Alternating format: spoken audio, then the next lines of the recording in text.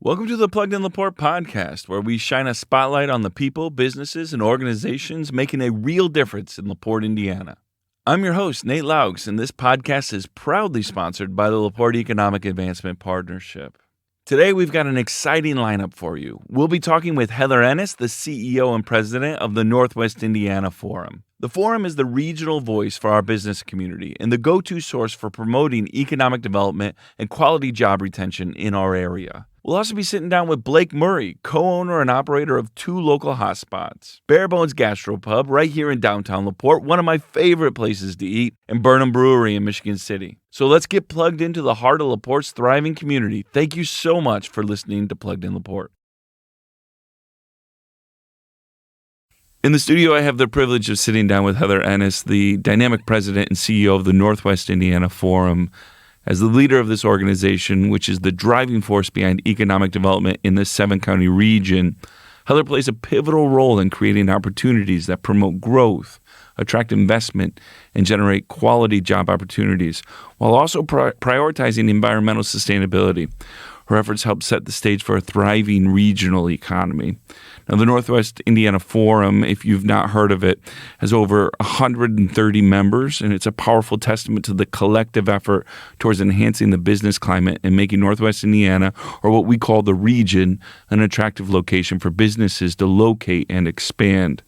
Through membership contributions and grants and things like that, the Forum directly invests in the future of the region, demonstrating the power of community collaboration in achieving crucial milestones in population growth, capital investment, and per capita income growth. So all the economic drivers and things like this that you and I are concerned about, making this place a better place to live, work, and worship, the Northwest Indiana Forum is about. Today we'll unravel the layers of Heather's vision for Northwest Indiana, her journey, and how the Northwest Indiana Forum is setting a benchmark for economic development, driven by a commitment to the region's future. A future Heather is not just fighting for, but is deeply personal, as she has chosen to raise her family right here in Northwest Indiana. Heather, welcome to the Plugged in LaPorte podcast. It's an honor to have you. How are you today? I'm great. Thank you so much for having me. It's a beautiful day in Northwest Indiana. Yeah, we are recording this on a day in September where it's going to touch, I think, 90 degrees. Yeah, and it's the sun's shining, the birds are singing, and it's pretty cool. I got in town a little bit early and got to see all the great things that are happening around the city, and I get out here pretty regularly, but just to be able to sit and watch, I saw 6 people go through the library book exchange and leave books and take books, and so it was just really, really fun to get to sit there and watch and see what's happening in the community. Yeah, those little glimpses of a community that operate when no one's looking are fun to see, aren't they? Yeah, and again, as the sun's shining and the birds are singing, and it's a beautiful fall day. Idyllic, yeah. Yeah.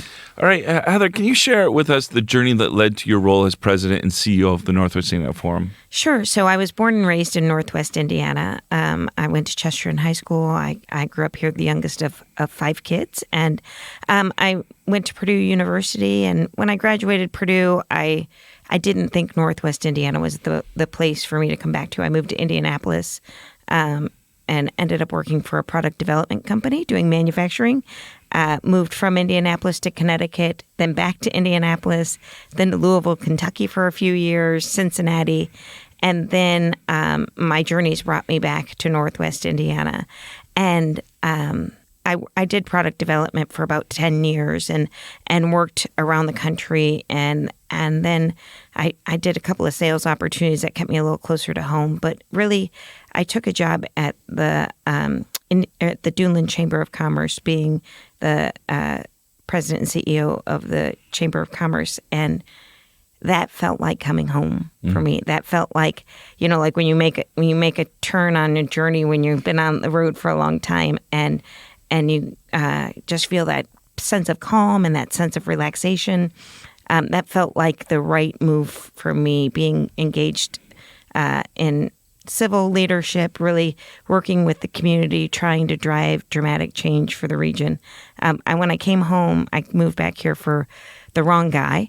But all's well that ends well. I've got a fabulous husband, and the road led to the right guy, so it's all good. But when I came back here, my dad sat me down and he was like, you've been working with Fortune 500 companies across the country, and I don't really think that Northwest Indiana is going to offer you what you're looking for from a professional perspective. And when the job came available at the Duneland Chamber, I realized there was a huge opportunity to change that dynamic, to not have to sit on a couch with my kid, 20 years from now and say that same thing. So I really appreciated the work that I got to do at the Chamber that then led me to this work that I get to do here at the Forum on a regional level. So yeah, some people, especially younger people, don't always appreciate how a specific position can be the scaffolding to get you to where maybe you want to go, correct? Oh my gosh. And it's so like always in my career, I've been not afraid to dig in and do the hard work. And I started as a receptionist, at the company that I ended up running the rapid prototyping profit center for. So, the willingness to dig in and show that you can work hard is truly the scaffolding that builds a career. And so I think that, as I look back at my younger self, I'm proud of my willingness to be able to say, I don't care if I'm taking out the garbage or I'm answering phones or I'm stuffing envelopes. How can I add value to this business every day?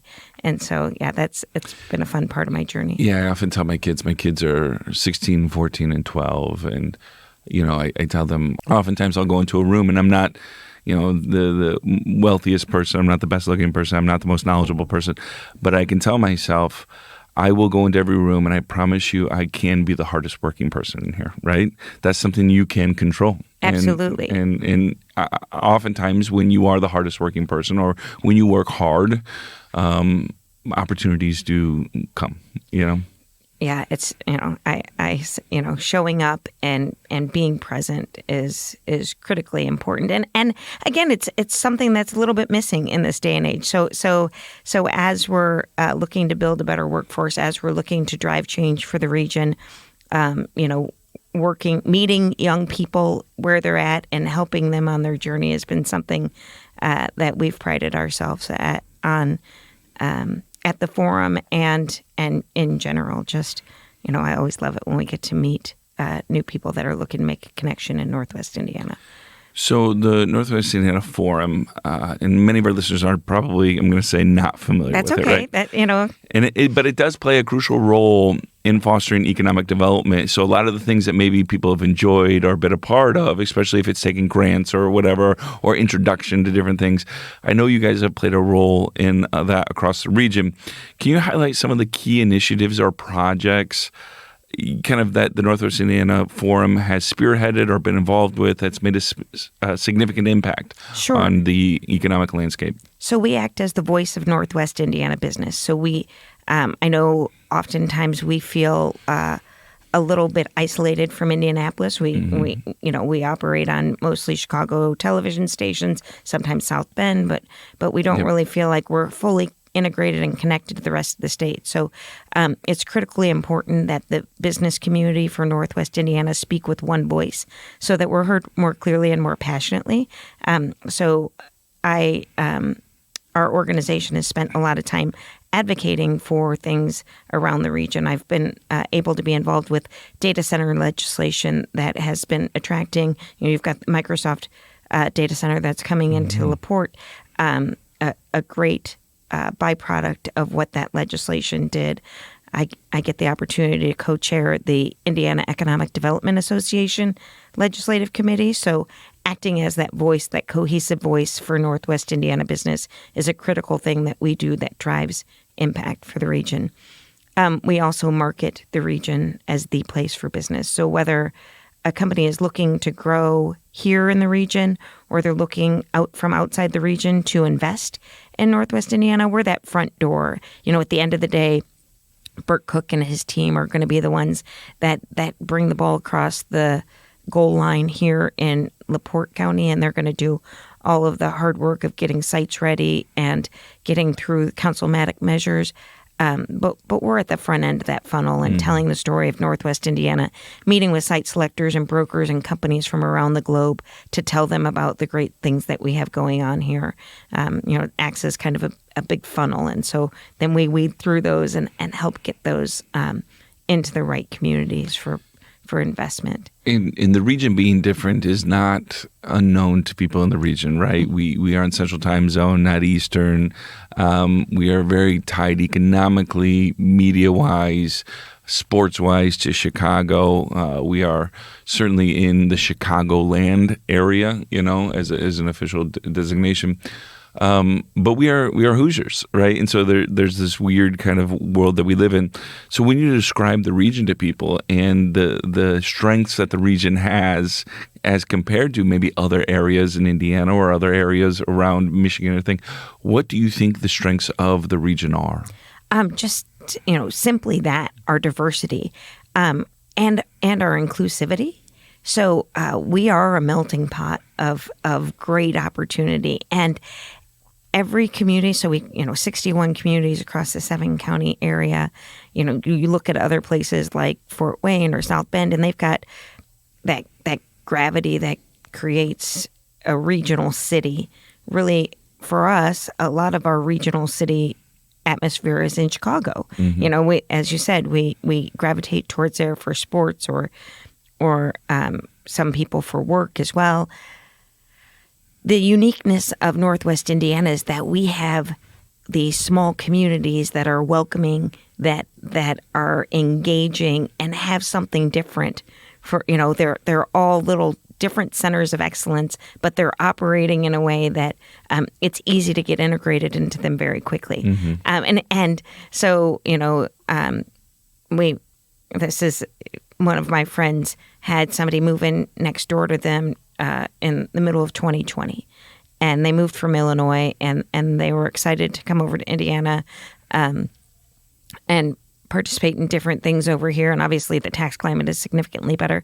But they remarked about how in Northwest Indiana they had met more people in 6 months during a pandemic than they had met in 6 years in Naperville. And so just our welcoming ability and the fact that we have a wide variety of different diverse communities where everybody feels like they belong and are a part of it. So I think that's our unique strength. But many people see it as our weakness. It is harder to get things done when you don't have one loud mayor that is like, okay, this is the way we're going with Fort Wayne, and this is what's going to happen in the center of gravity around the 11 counties of Northeast Indiana. That's a little bit more challenging, but we've got great mayors doing great things all over the region. So I think that really adds value to the proposition that is Northwest Indiana. Yeah, so you don't have that one loud mayor. You have 12 louder mayors in the region. And so we have one here in LaPorte that we love, but we know. We're aware, right? We know where our mayor stands. But how does somebody like you in an organization that's nature's collaborative get these cities who have certainly they want regional success, but they also want local success. Absolutely. Correct? So how do you manage that collaborative piece? Well, local success doesn't happen without regional success, and so we joke about it all the time. And so our third critical success factor is to stake out and drive bold initiatives that wouldn't happen without the Northwest Indiana Forum, and so it's our job to grow the pie. It is each municipality's job to figure out how to get as much of that pie as they can get. But it's our job as an organization to craft that message and to bring all the people to the table to say, okay, we agree that we all want to grow population. We agree that we all want to increase per capita income. We agree that we want to grow our tax base and attract meaningful investment that is going to create quality jobs that can continue to grow that per capita income. So, and we want to do this in harmony with the environment. We don't want, we're not looking at just, okay, how do we bring in the next, whatever might be the smokestack. We're not chasing smokestacks anymore. We're chasing quality of life jobs and high-tech jobs, and figuring out how to transition to make sure that our communities can continue to grow and thrive for generations to come. It's interesting that you say that, Heather, because chasing smokestacks, right? I mean, this is for years, right? We are a Rust Belt community, right, that has had success and profited off of steel mills, these kind of things, and we love our steel mills. However, now that quality of life indicators are such a big deal for why somebody wants to live in the area they're at, we look at our lakes and say, oh no, we certainly want to take better care of them than we have in the past. We want people to enjoy our little sliver of Lake Michigan, these kind of things. And so is that an awareness that you guys have in how you build? And the evolution of the conversation is important because people get accustomed to what they know. Yep. And so they're afraid of things. We're trying to move forward with carbon sequestration and advanced energy opportunities and drive. But when people don't, they like what they know and they're comfortable with what they know.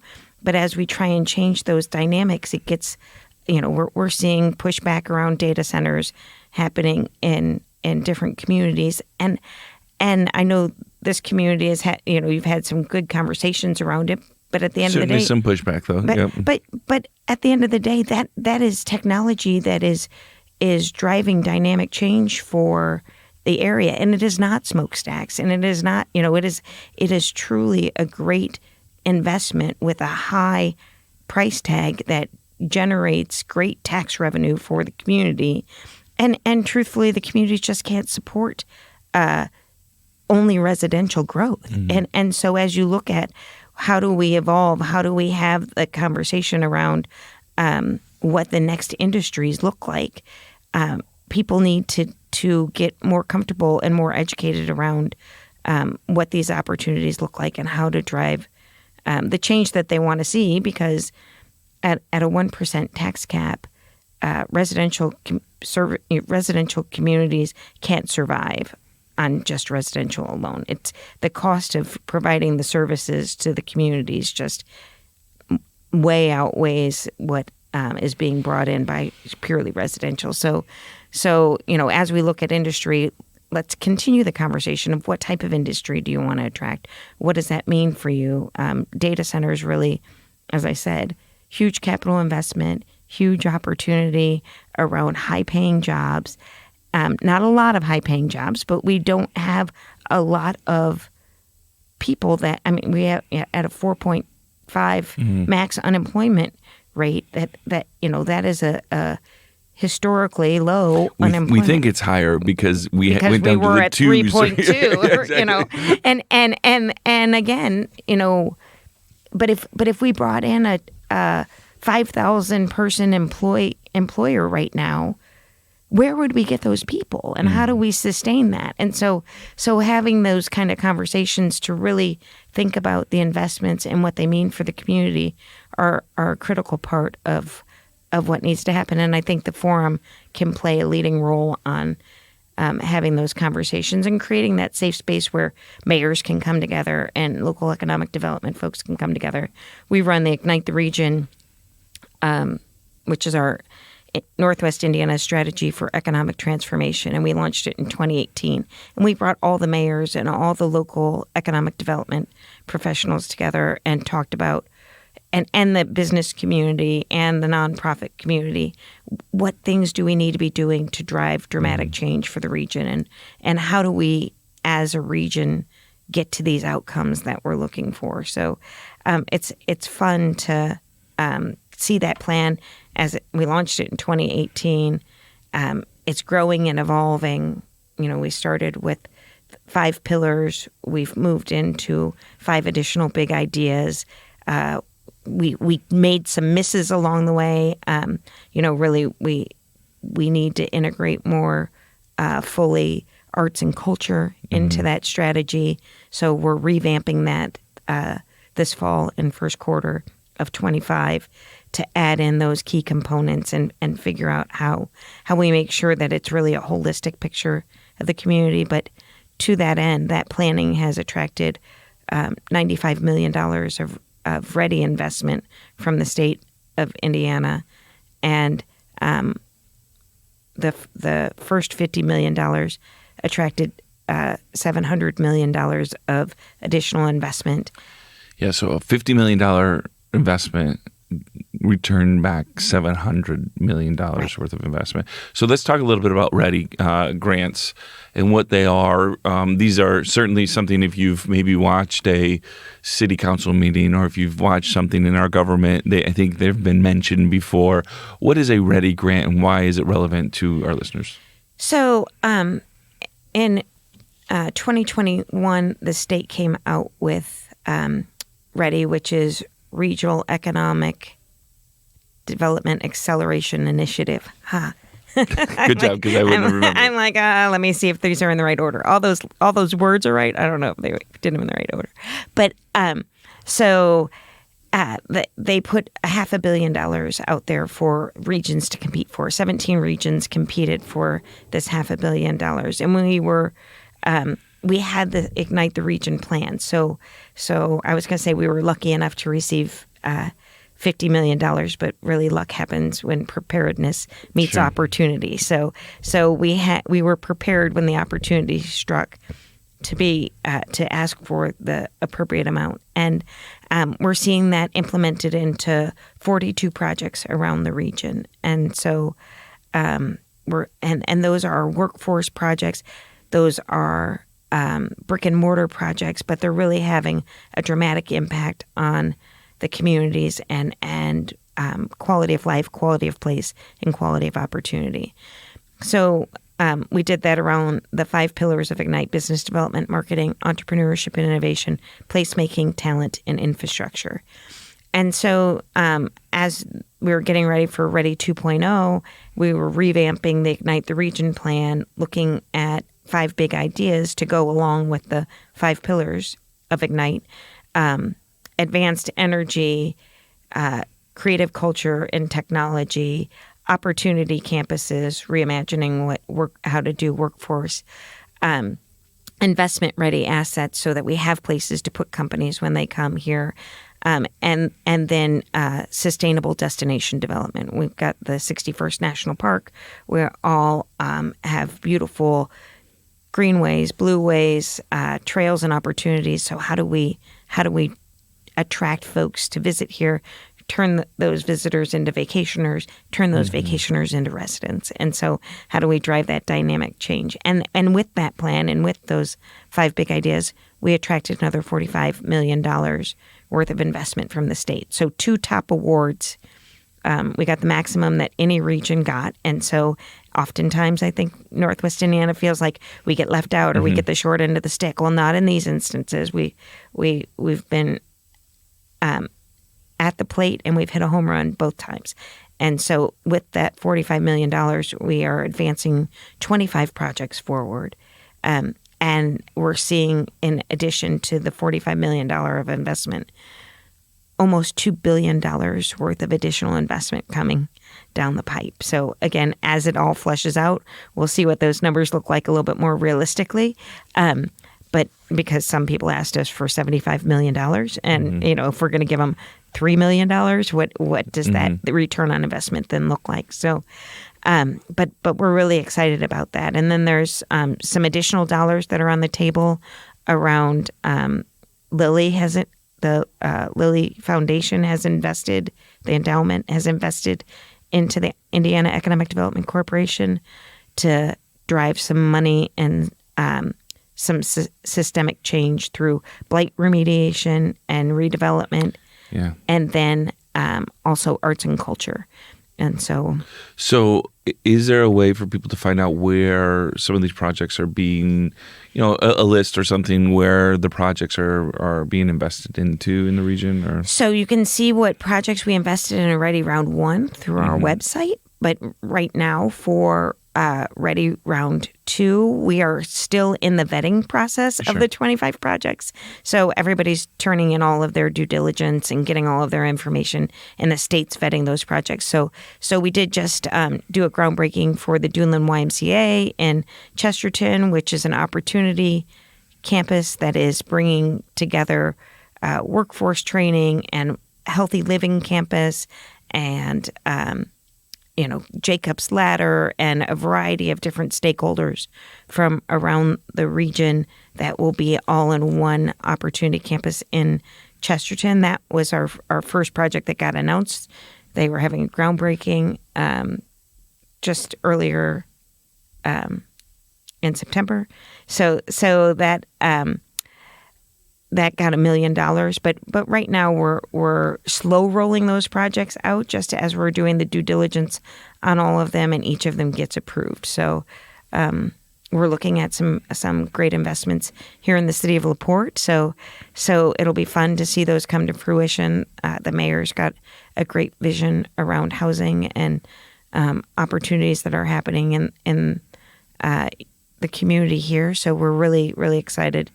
Yeah, I'm looking through the list, and there's again, you can go to nwiforum.org, and you can see really easily the list. It's a great graphic of what you guys have done, and like you said, between LaPorte, Michigan City, Kingsbury, lots of stuff that have happened there.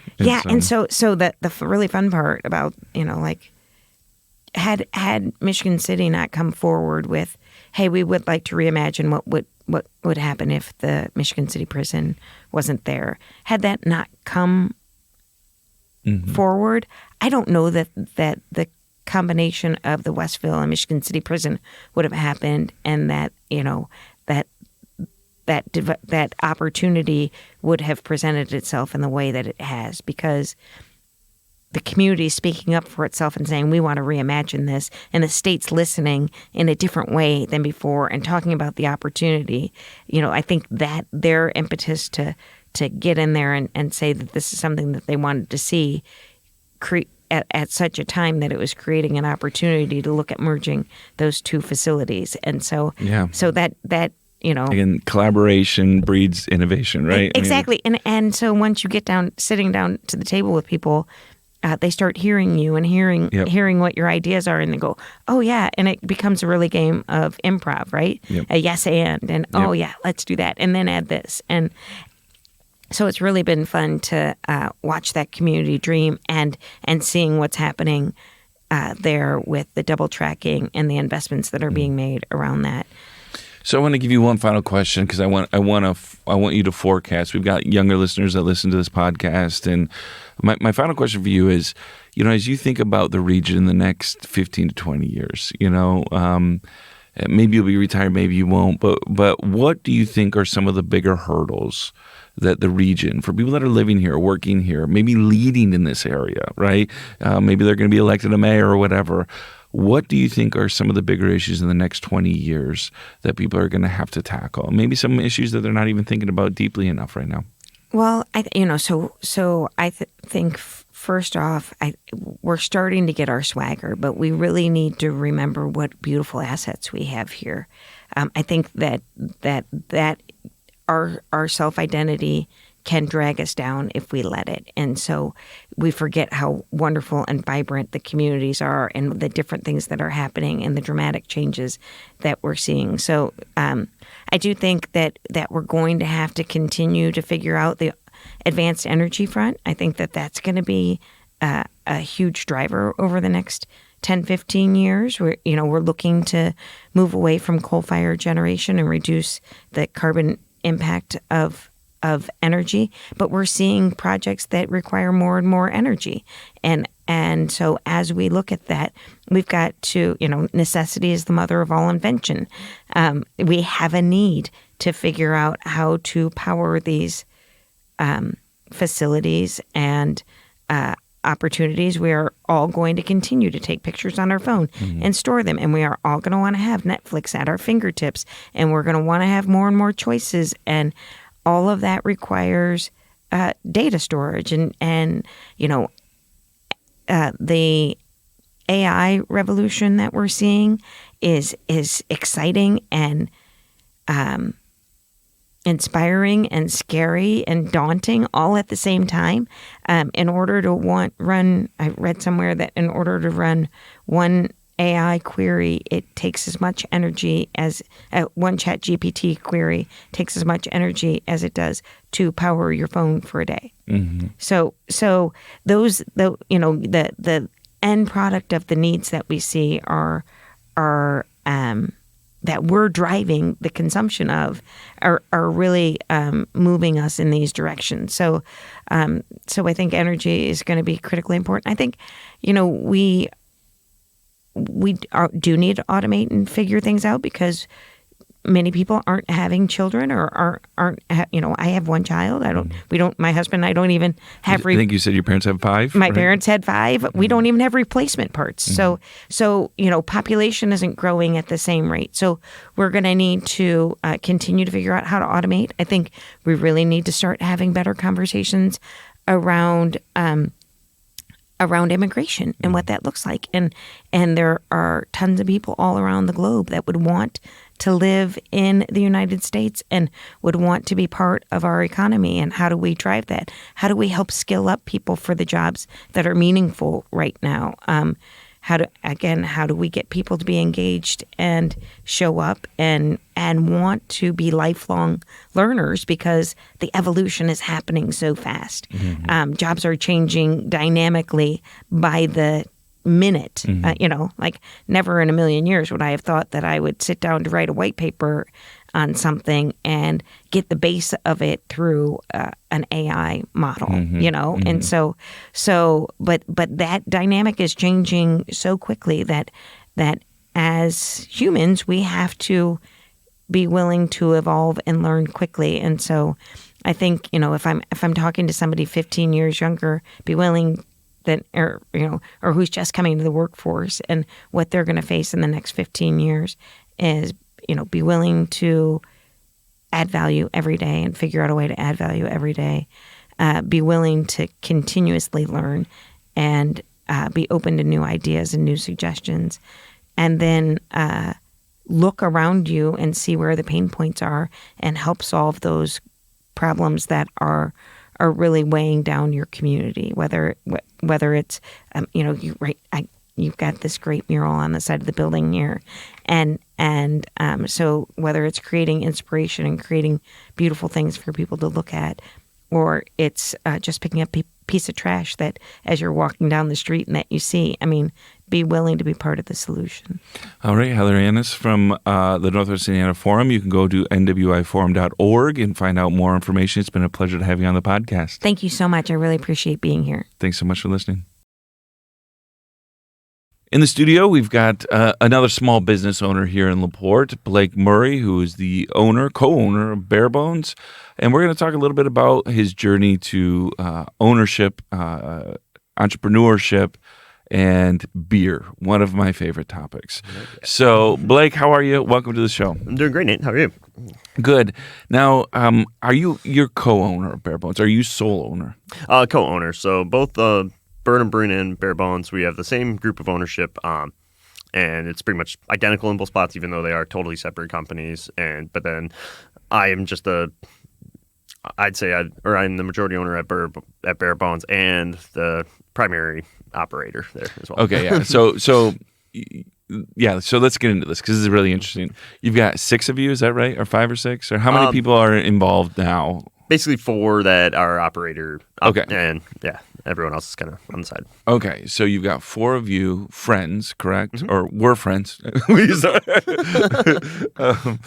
Friends when you started and friends now, but that started the essentially just brewing beer? Is that how did you even get started? So we started back in my kitchen, back at our old house, and we were doing it even years before that, then kind of stopped, and all the equipment sat in the basement for a long time, and then it kind of was at early 2010s. It started, like, the craft beer scene started picking up. We started going to some newer breweries that picked up. How old were you guys roughly? Fresh 22. Yeah. So actually, we were brewing back when we were like out of high school in college. So I started brewing with my sister's ex-boyfriend at the time. We all had some equipment, and we brewed a few batches. Nothing ever very good, but we'd still show up to a party with like our six-pack. Exactly. And no one would usually drink it, but or they try it and give you that. Oh, this is great. But yeah, then when we started getting into it and actually writing our own recipes, then we kind of had that idea of, well, we want to start our own. We were able to do that after the unfortunate scene. My parents passed away when we were pretty young. We inherited my dad's business at the time, which was a general contracting company.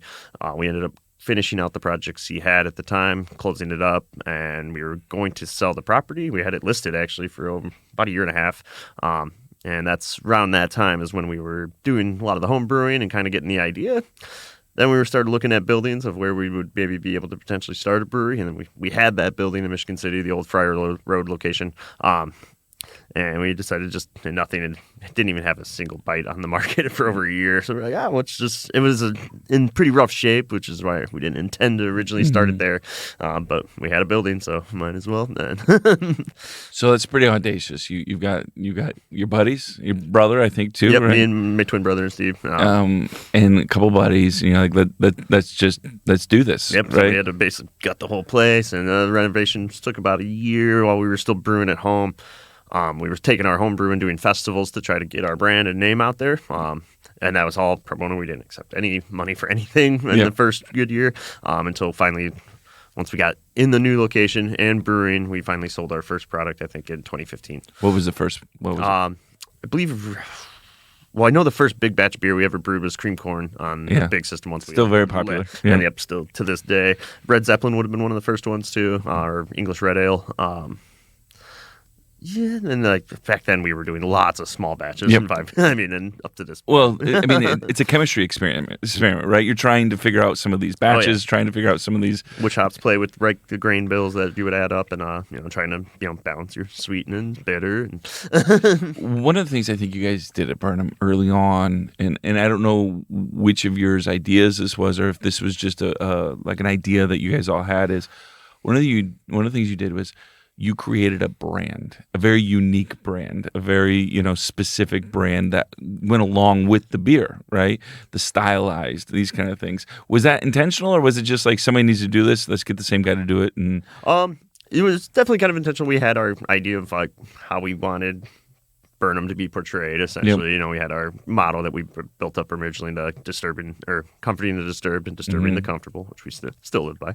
And then we... when we found Max Clark as the artist that did a lot of our original canon work, and he still does some to this day. He's actually a touring musician now, so he doesn't get to do as many as we'd hoped for anymore. But Steve's kind of taken up Photoshop a lot more, and he's done a lot of our can designs now too. But a lot of the original art and that we're known for now is all the guy Max Clark, his name is. So do you think, though, for people that are building businesses or starting to get ideas for businesses, how important do you think branding is to the fabric of that? I think very important. However, let's say sometimes that in building a brand of something, it can also be what kind of cages you in a way. Okay. And in a way. So if you want to expand in the future, it's hard to get away from some things you might have started off doing. I know we've kind of stepped back from, we used to brew so many different varieties and over, and growing into a bigger scale, we've had to cut that back a little bit. But we still do our best to throw some new stuff out there and weird stuff still. And so, obviously I see Burnham in stores. I see, how far have you guys expanded? So we're basically the entire state of Indiana in distribution now. We, this past year we did cut back distribution while we got our new restaurant tap room open in Michigan City as we moved the location. And to supply that, we had to cut back while we transferred the brewery. But now we are all as of about a month ago, we're brewing under the new roof, and everything is moved into that new location. So we're upping our production as well. We've added some new tanks. So we're basically covering the entire state of Indiana. We went into Michigan as of January last year. So like I said, we cut back a little bit in the last few months, but that's going to start going harder again. So you can find us in Southwest Michigan, actually all the way out into Detroit area, and then all through Indiana right now. That's nuts, isn't it? Yeah. I got family down in Evansville, and they'll send us a picture from a liquor store. Like, hey, we found you guys. That's awesome. So Bare Bones, right? I remember when you guys started Bare Bones, and it was the Burnham guys, the beer guys, are going to start a restaurant, right? And what was the impetus for wanting to start that? So I've actually, personally, I came from restaurant backgrounds my entire life working, and then I did go to culinary school at Ivy Tech South Bend. Once we started Burnham, that was kind of the intention, is to eventually get to a tap room and a full restaurant. At our old location, that was pretty impossible. I started our old snack menu that we had there. We used to do flatbread pizzas and soft pretzels and cheese and stuff. And then once we started Bare Bones, we were doing some of the stuff still in-house at Burnham, but we were actually making some of the stuff for Burnham at Bare Bones and transferring it over. But yeah, once we had the opportunity to acquire the building here in town, that was our big push to do Bare Bones. Like, we didn't have the space to do a full restaurant in Michigan City or anything, and we had this option. So we went for it, man. And how long ago was that? I think would have been the end of 2017. We applied for the program that the city was doing, and I think we opened in 2019, June 2019. So we did construction for about a year, 2018. I feel like you guys are busy. I don't know if you are, but every time I go in there, I see, I mean, I'm sure as a business owner, would you like to be more busy? I'm sure. But I go in there, oftentimes you'll see me on Sundays after church or something like this. I'll go in and enjoy the food and get a beer. And there's always other people there. And what I love about going into Bare Bones is people are happy to be there typically. And so you've got a culture, you've got an experience there. How would you rate the experience of having a business on Lincoln Way? I've seen, just coming and being from LaPorte and our downtown, like when we were first coming in, it was pretty vacant, a lot of it. And it's just seeing that to now as our downtown's been growing a lot, seeing a lot more businesses open and everything has been amazing. It's, there's little things for being downtown that are tricky, like parking situations and stuff now, but we never really seen that hurt anything. As long as you can get your name out and get people to come, like, our brunch on Sundays, we still usually have people lined up down the sidewalk, which then that's a sight in its own to bring people in. But no, being part of downtown LaPorte's been awesome with all the events that we can do. We love being a part of all that. What is your thoughts? Because we talk about this on the podcast sometimes, but and it's certainly talked about online. What are your thoughts about diverting some of the semi-traffic? Right, this is some of the mayors talked about. Let me give you something. My experience. I love sitting outside at Bare Bones. You guys have created just a couple tables there, but you've got a great environment. Love my little patio. But when a semi does come down, it is almost anxiety-inducing, right? It's very deafening. However, people do get nervous if you say we're going to divert some traffic away, right? So, what are your thoughts on that? I know that is a pretty divisive subject. I live in town. I walk around a lot, and I would say our downtown is not the most pedestrian friendly. And as far as that goes, it would also, with dining outside, I love being able to sit on our patio or any of the other restaurants in town. And a lot of the semi traffic and stuff is a little hard to carry a conversation when that's coming by. I personally feel it would benefit our downtown, but I know there's a cost to that as well. I know that's the argument, but and again, that I think sometimes the question becomes first: so is this the right thing, right? And then we decide, is it worth the cost, right? It's interesting. All the other small business owners that have been here have said the same thing. It would be helpful to have some diversion of traffic there because it's just the downtown experience. Not that everyone wants semis. You rely on semis to get supplies, these kind of things. Nobody's saying that they're the villains here, but to have the type of experience that many people want, the quality of experience that many people want, it's hard to have that level of noise, right, to go down there. And so I just wanted to get your opinion on that. So where's Bare Bones going from here? Are you guys, I mean, you don't sound like somebody that just rests. No, I mean, it's a constant. So like I said, with Burnham's expansion, that was you guys recently built a new. Yeah, we moved our whole brewery over. We built a 110-seat tap room, full restaurant with a back event space that we're throwing little concerts in almost every weekend. And then we rent that out as well. So it's been a pretty wild year with just getting that up and running. You know, I manage Bare Bones mostly, but I was a big part of building that kitchen and menu. We did hire a chef over there, Wojtek. He's been amazing. Yeah, so I've been pretty hands off now that it's up and running. I'm primarily at Bare Bones, but with our, this next year, I know to say this year for restaurants in general has been a pretty tough one across the board. So we've been, messing around with new options of trying to liven things up and change a little more. 5 years we've been kind of doing virtually the same thing. We keep twisting things up here and there. We do our brunch that's different every week and our specials. But we're going to be probably making a couple little more changes for this winter too. All right, great. One of the things I love about Bare Bones is, and why I like going there is, I grew up in Rolling Prairie, right? I ate a lot of the same foods growing up, right? We didn't have a ton of wealth, and so. I ate some hamburger helpers. I ate all these things. When I go to Bare Bones, I get to try foods that I've never had, right? And sometimes just try ingredients, spices, flavors I've never had. Because you do a great job of bringing things in, right? Yeah, I love to have my. I was just saying, is that a value of yours? Is that increasing food palate? Is that a joy of yours, or do you just kind of get bored with making the same things? Well, I think it's I guess bored's one way to put it. Yeah, because I like to always try new things. I'm constantly, if I find new things online or anything I see, I'll, order a little sample of something in and try it out for myself. If I like to cook new recipes and stuff that I've never tried, and that's been the joy of having Bare Bones. I came from a background of a lot bigger volume places, where it's a lot harder to get to do these fun little experiment specials and stuff. And I think we've built a great following here that people will try almost anything we put out. There's been a few that don't go over as well. A little scary, right? Yeah. I mean, but you got to take some convincing. Yeah, but no, it is. It's oftentimes there's something, and it's sometimes a standard fare with a twist, right? Exactly. With a flavor twist or with something there. And the brunch menu always delights. What is, if you were encouraging somebody that's listening to come into the restaurant for the first time, what is the dish or two that you do really well that you would encourage them to try? Off our main menu, well, I say always our specials because, like I said, we like to have a lot of fun with that, and that's always they're always turned out good.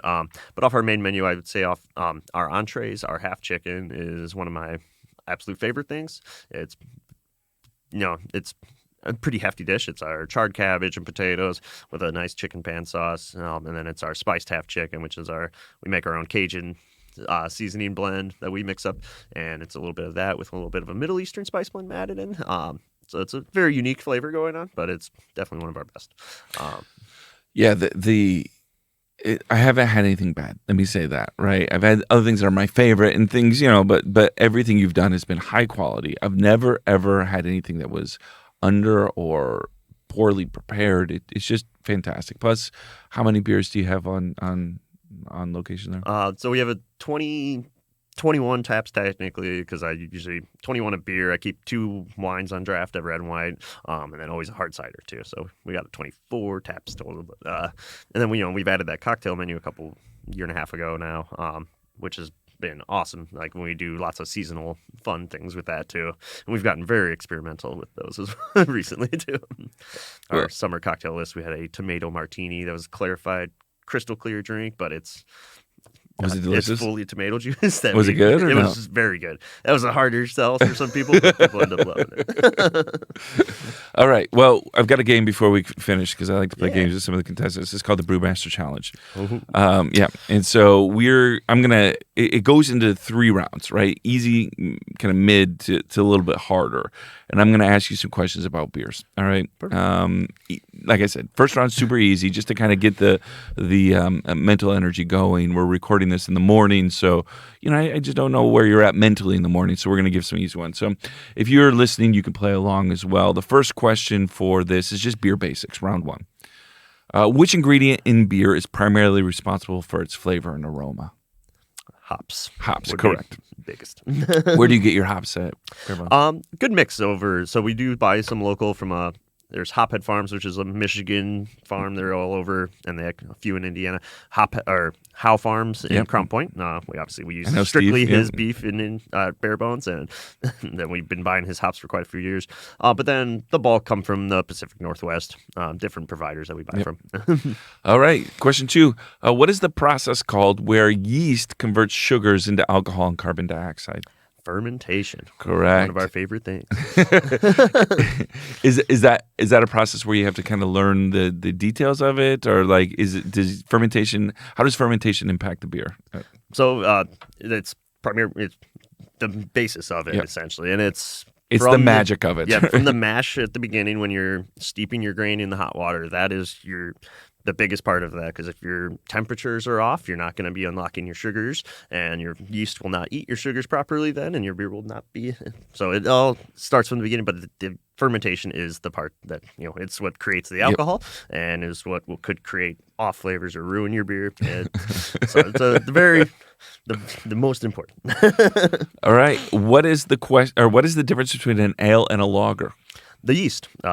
So basically, ale and yeast lagers are your breakdown, and ale yeast are what ferment in fermentation. They'll be fermenting on the top of the beer. They'll form a nice yeasty layer, and everything is active underneath it. Where a lager is the opposite; it forms a yeast layer on the bottom of the beer, and everything will be active above it.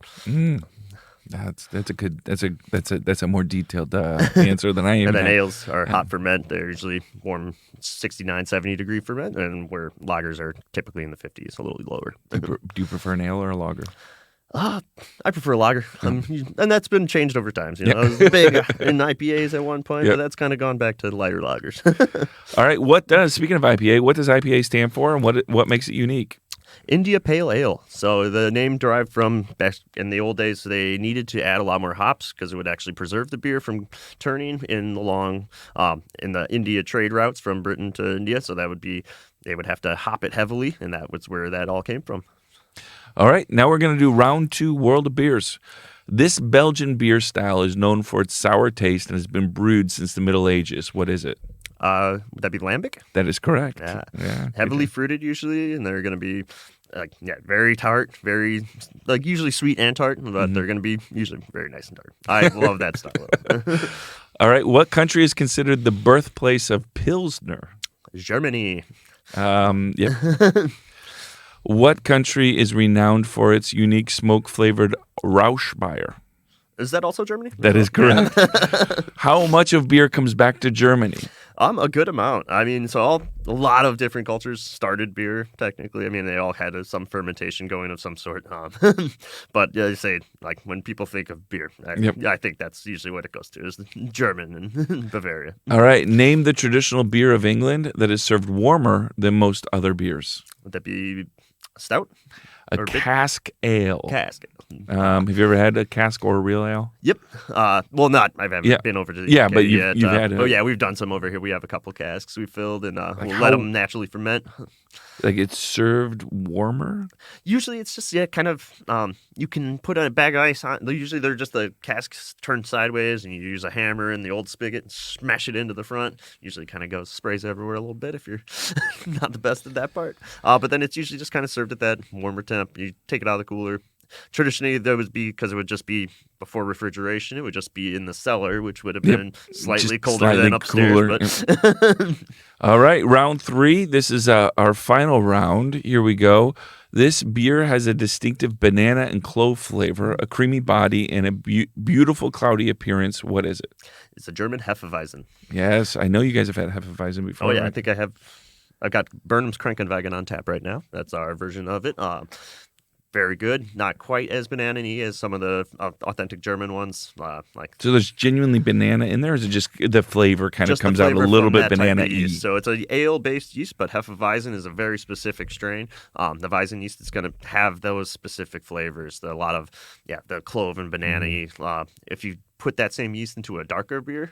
So they call that a Dunkelweizen. Mm. One of my favorites. It kind of just tastes like banana bread. Do you guys ever do that or no? Yes, we do. We have we call it Bananenbrot, so it's German for banana bread. All right.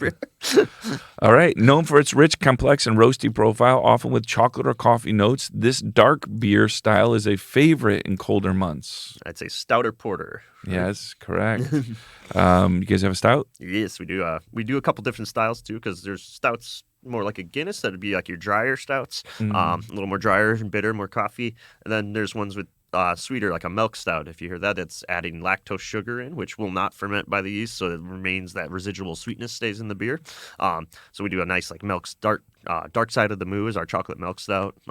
So we add a little cocoa nibs and the lactose sugar, which gives it that creaminess and sweetness to it too. All right, here's one more question here. This beer is famous for its strong hop aroma, citrus and pine notes, and an alcohol content that is much higher than your average brew. Well, let's say like a double IPA. That's correct. Yeah, Imperial IPA. Yeah, exactly. Imperial IPA as well. A lot of people, I mean, those are like 9 or 10, right? I mean, yeah, and then that can range, because then you get some that Dogfish Head Breweries, I think they put out a 21% triple IPA, or beyond triple at that point, whatever you call it. That's a ton. That is a ton. All right, bonus question. This is worth 2 points. You've gotten them all right. So can you name a beer that is fermented with both ale and lager yeast strains? I've never really seen one that they do both. I know there's ones that they'll kind of break the rules and change, like a steam beer would be lager yeast fermented hot, or vice versa. This is called, according to this, again, this is an information quiz I saw online, but California Common or Steam beer. So it's similar. I thought that was more of a, instead of using both strains of yeast, I think they just, but I could be, I don't know. I don't know. We need to really get into this. All right. Can you make me one of those, please? We Can you have made a common before. It's because I think Steam Beer is trademarked, and technically. Is that right? Okay. Somebody owns Steam, it. Okay. Anchor Steam Brewery was an old San Francisco brewery that I coined that term. So they're messing with different yeasts coming together. Yeah, or the ones like ale yeast that should be fermented warm. They might keep it at a colder temperature, and it will take longer, but it develops different flavor profiles by doing that. I think that's more. I'm not positive. Yeah, it might be. It might be. Who knows? It's the internet. They never tell the truth. All right, Blake. Where can people find you online, and when can they come visit Bare Bones? So Bare Bones, we're open on Wednesdays and Thursdays from 4 to 9 for dinner only. Fridays we are lunch 11 to 9, or lunch and dinner 11 to 9. Saturday same thing, 11 to 9, and Sunday we're only open for brunch, and we are 10 a.m. to 2 p.m. for brunch. You can find us on www.barebonesgastropub.com and on Facebook and Instagram and everything. Follow us there for our live updates. We're always posting our specials and anything we got going on. For sure, yeah. Definitely follow that Instagram, because that's where I see all your specials. All every the week. fun food pics. And I go, oh, that looks good. So, well, I want to thank you so much for being on the Plugged In Laporte podcast. I hope all of our listeners go and support you guys. You're doing a great job. I appreciate it. All right, take care. Thank you. And that wraps up another episode of Plugged In Laporte podcast. I want to extend a huge thank you to our guests, Heather and Blake, for sharing their insights and experiences with us today. To our listeners, your support means the world to us. If you enjoyed the show, please take a moment to rate, review, and subscribe to the Plugged In Laporte podcast. Your feedback helps us grow and continue bringing you stories of the incredible people and businesses that make Laporte special. Remember, stay curious, stay connected, and stay plugged in. We'll see you next time. This has been the Plugged In Laporte podcast, sponsored by the Laporte Economic Advancement Partnership. I'm Nate Loucks, signing off.